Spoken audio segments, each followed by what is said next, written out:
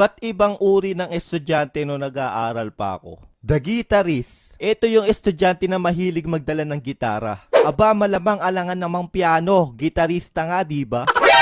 NANI?! Yung umulan man o umaraw, laging may dalang gitara no? Cool daw kasi tignan. Yung akala mo laging mayaharanahin. Nang ika'y ibigin ko. Ang puro alam lang naman tugtugin puro intro. Tenenen, ten tenenen, tenenen, ten tenenen, tenenen, tew tew tew. Antukin, eto naman yung madalas natutulog sa klase. Yung tipong magpupuyat siya dahil sa kaka-email at kahihintay sa reply ni crush na hindi naman siya gusto. Ang mangyayari, hoy potpot, bakit ka natutulog sa oras ng klase ko? Kayo ma'am, bakit nagtuturo kayo sa oras ng pagtulog ko? Labas!